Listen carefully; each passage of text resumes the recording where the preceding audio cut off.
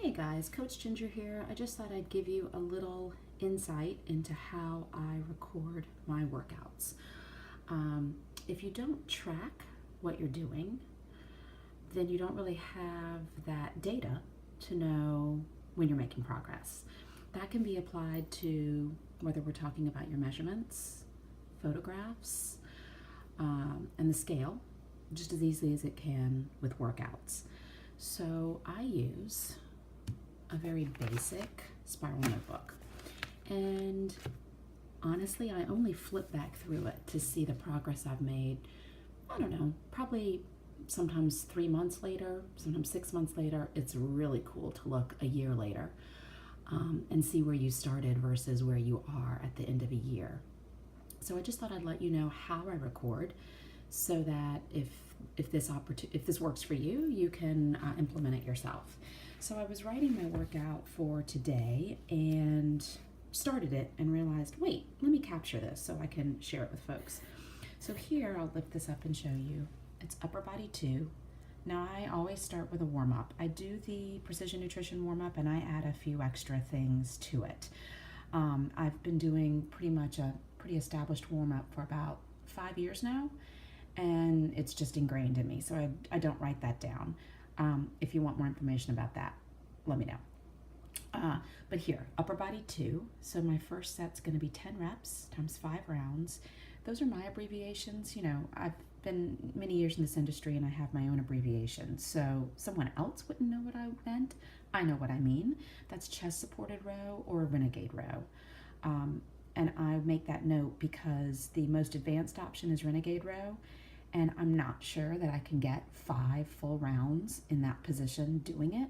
So I might alternate the first time I'm doing this. And let me give you a little example here.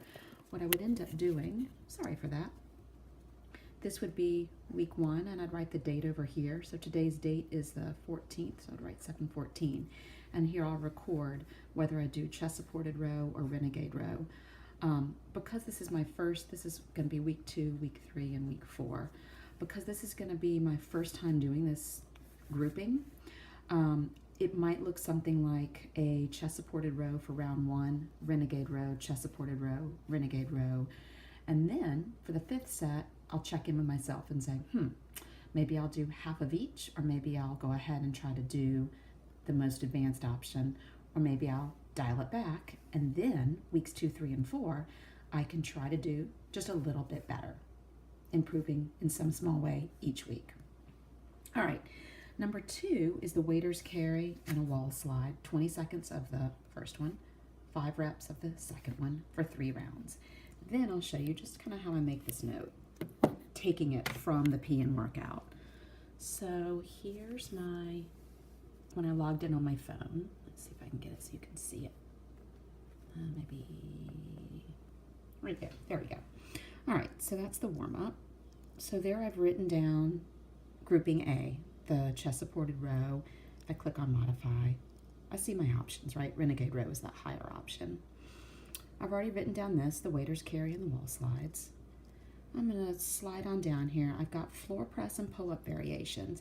Now, I've already looked through this and figured out what I'm going to do, and those are in here. So I'm not going to bother with clicking on the modify links for the rest of these as I write them out. I really just want to show you how I capture it. So here you can see I'm doing a dumbbell floor press and pull-ups. Now, my pull-ups are actually, I should change this because that's not authentic. I cannot do a bodyweight pull-up. I do band assisted. There we go. It's on my bucket list. My goal is to be there by the time I'm 50. So I've got a year and a month.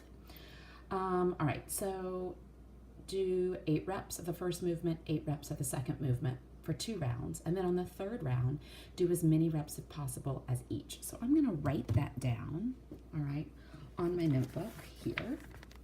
I'm gonna give myself space here to record 4 weeks of this workout because I have an upper body 1, an upper body 2, a lower body 1, and a lower body 2. So I do 4 days of strength training. That's my program. So here I'm going to write down C, and I'll write down dumbbell floor press, followed by band assisted pull-ups. Okay, now let me look back. 8 and 8 for 2 rounds, so 8 and 8 reps times 2 plus AMRAP for the 3rd round. All right, so that's how I'm going to write that. I'll come down here, make notes. Now, I may need a little more, that's fine, 2, 3. That should be enough space. Now, I have a 4th set.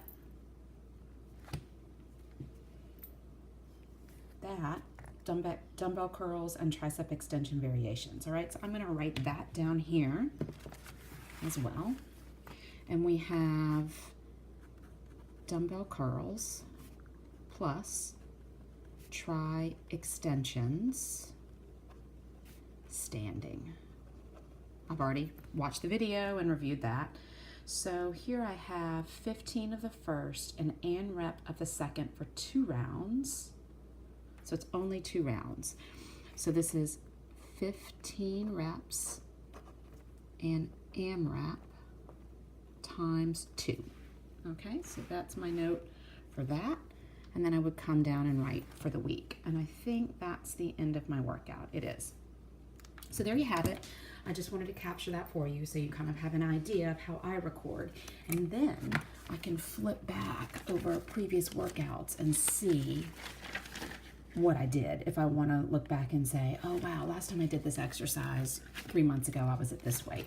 But really, I find the most amazing look back when it's a year later. It's pretty awesome. Things you thought were really hard, all of a sudden you're like, wow, I can totally handle that, which is cool. All right, so any questions, feel free to shoot me a message.